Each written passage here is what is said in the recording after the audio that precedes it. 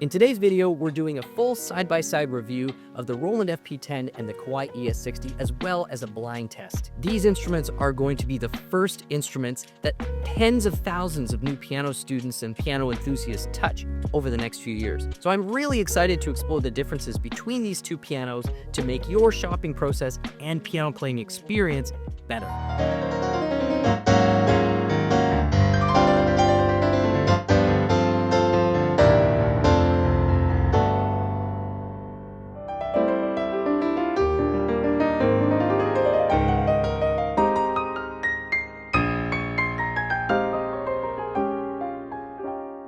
I'm going to play both of these instruments, give you my impressions, and try and guess which one is which. We'd love you to do the same in the comments.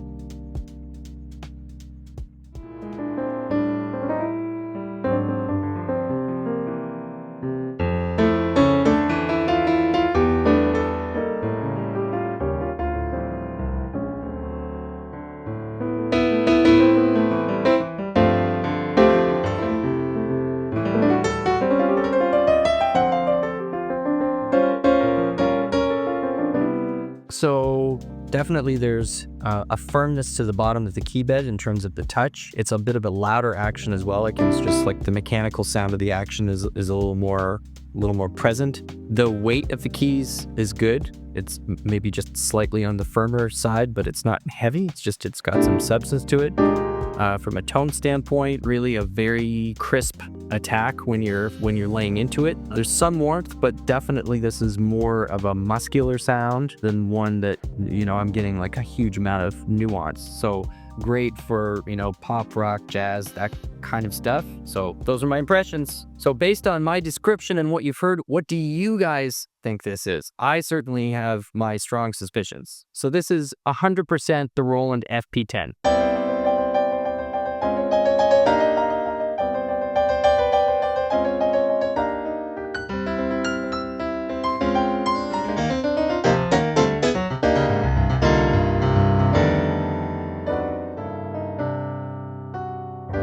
Okay, so from a touch standpoint, not as firm a bottom, so there's just like a little bit of give there. I would say that if you were playing sort of pop or jazz, that's going to feel a little less natural than, say, the first one where you sort of get that firmness.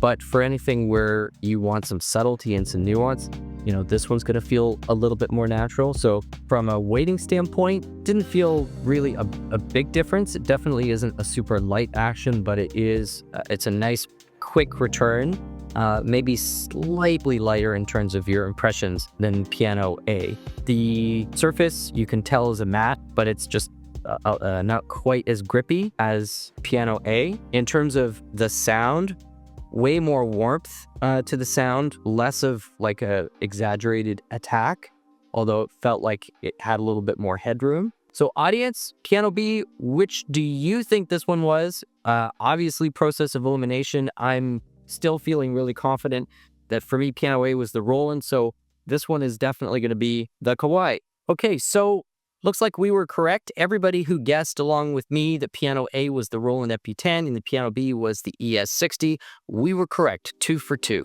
So on the Roland, just to dive a little deeper with the feel of the key, I really encourage people to focus a little more on the feel than necessarily the sound in this particular price point, because there are ways of getting a sound, even if that sound is coming from an external device, off some of these more basic instruments if you're not quite happy with what you're getting. But the feel of the key, and it's more than just the physical touch, it's the whole feedback system that the instrument gives you. It's kind of quite inherent and just permanent with the instrument. It's really hard to get away from that. So you need to make sure that you're in front of an instrument that you can really kind of feel comfortable and flowing, and that feedback feels natural to you. On the Roland, this uses Roland's PHA-4 action. One of the things, and I point this out several times on the channel, in that for this price point, Roland is kind of the only manufacturer that puts one of their top actions in one of the bottom machines. So the PHA-4 is the same action that goes in their FP-30, their FP-60, even instruments like their HP-702 are using these. Their brand new V-Stage 88 actually also uses a PHA-4 action. Now, the reasons I have remained a fan of this action is I like how they texture the keys. I like how it's weighted. It's a little bit more beefy, so I like that it gives me some resistance. And I would say for hop and jazz playing, which is a lot of what I do when I'm playing professionally, I really like the firmness that the bottom of that key bed gives me. It really creates a sense of connection with the instrument for me. Also, when it comes to MIDI output, if people are using this to do any triggering off of, it does have the triple sensor, which is another thing that's pretty unique for this price point. But my general experience with the PHA-4 across multiple models, not just say the FP-10 or the FP-30, has been really positive and most importantly, really musical. So I think the big plus with an FP-10 is that whether you're a beginner or even a more advanced player, this action allows you to musically access and interface with this instrument in a really genuine, satisfying way. And now let's hop over the Kawai for a little more in-depth analysis. So over on the ES60, we have a brand new action.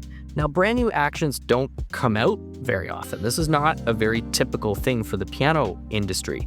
And so this is the responsive hammer light action, and this is the only model that Kawai actually issues the responsive hammer light in. When I first experienced the ES60, mostly what I was reacting to was how the action didn't feel like, say, the FP-10 or the Yamaha P145 or P225, like those other similar instruments in this kind of price category. But now that I've played it for several hours over the course of a couple of months, I started to appreciate what it is on its own, not just what it isn't. And that slightly more flexible bottom to the key action, I no longer really interpret as, say, a weaker reinforcement of the key bed. And having spoken to Kawai, this is actually something that was quite intentional.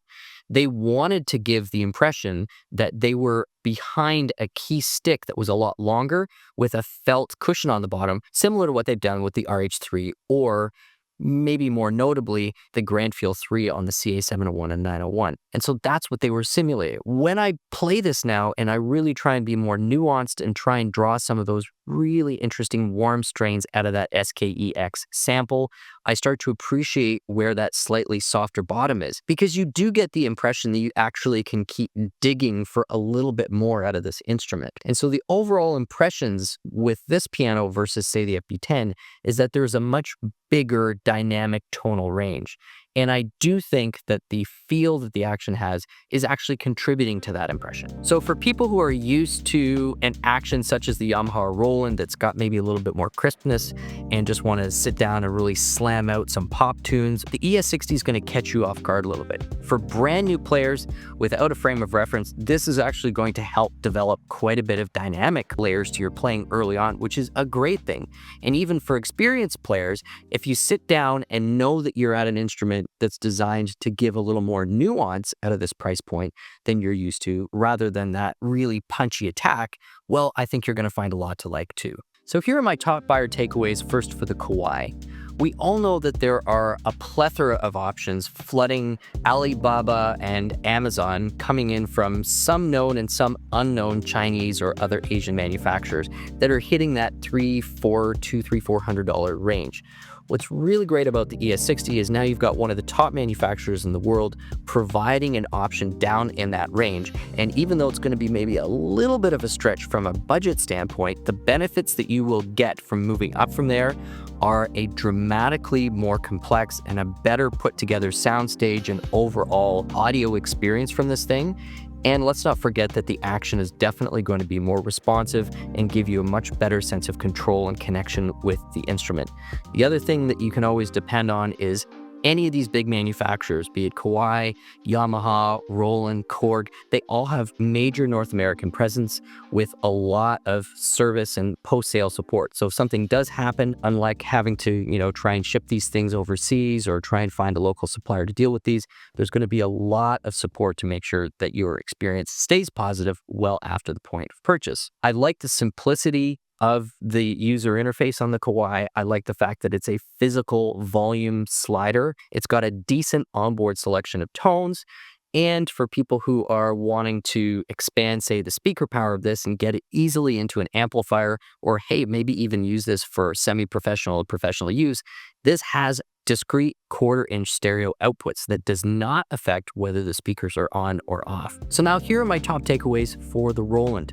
I'm going to harp on the action again. That PHA-4 action for, say, a somewhat experienced player is going to make this, in my opinion, probably a slightly more familiar feel from the first moment you sit down in front of this. It also has a really accurate response because of that triple sensor. People are also going to be quite familiar with the tone. It isn't quite as warm or as rich, in my opinion, as what you get out of the Kawai, but it is based on a Steinway sample. I will say also that the bass response on the Roland is going to maybe be a little more gutsy than what you might get out of the Kawai. The other thing that the Roland is giving us here is Bluetooth connectivity in the form of Bluetooth MIDI. So this is going to connect to the Roland piano app that does expand its functionality a little bit beyond what you just get with the onboard interface. The onboard interface isn't quite as easy to access, in my opinion, as the Kawai, but it's pretty close.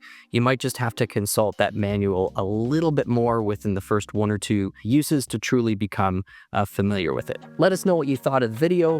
Please consider subscribing if you enjoyed it. You'd like to come back for some more. We're publishing weekly, and we're always exploring new ways to celebrate the piano. My name is Stu Harrison. This has been Merriam Pianos on YouTube, and we'll see you again soon.